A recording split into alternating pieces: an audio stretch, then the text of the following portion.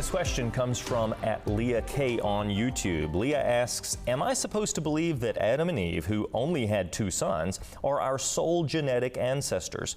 There must be an obvious explanation that I'm unaware of. Please illuminate me.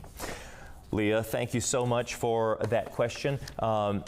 Actually, that has a number of assumptions built in, and what we're finding is that many times this is something that has been perpetuated by skeptics, by atheists, and they say, well, you know, it actually takes a male and a female to generate offspring to keep the population going. Well, now even that is coming under question, but the whole point is they're missing many important facts and overlooking the fact that the scriptures tell us that Adam and Eve had many sons and daughters. So if you think about this, well, Adam and Eve were the first 2. Male and female, God created them.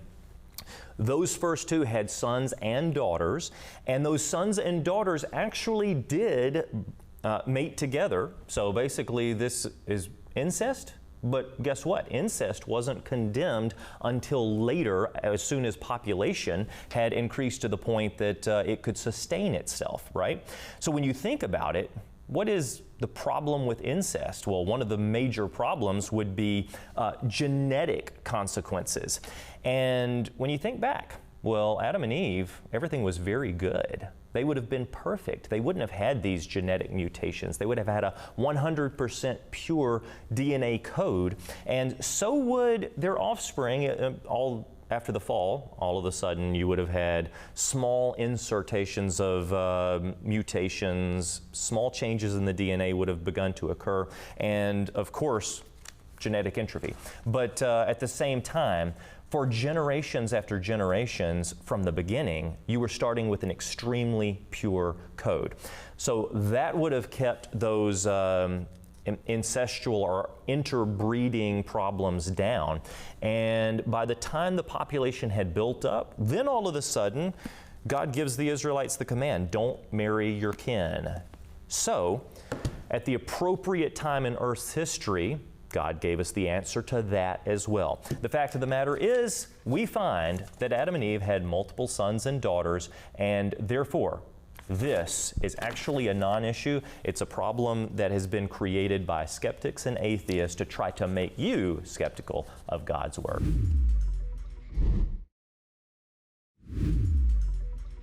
And this featured resource is something for fans of Ancestry.com, 23andMe. Those who trace their ancestors' genealogy will absolutely love this. So if you want to learn more about the topic of genetics, DNA, and human history, pick up a copy of Traced: Human DNA's Big Surprise, written by Dr. Nathaniel Jeanson, a Harvard graduate with a PhD in cell and developmental biology. This book provides insight into the hidden DNA-based family tree of humanity.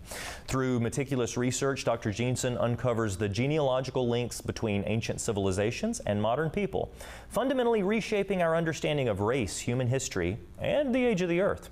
Traced explores the genetics of minority groups, connecting them back to their specific ancestors in Genesis 10, and one of the most compelling aspects of Traced is its argument for the recent origin of humanity, presenting a pretty strong case for a young Earth perspective. This aspect of the book puts biblical authority on the offense, providing a robust response to secular scientific claims.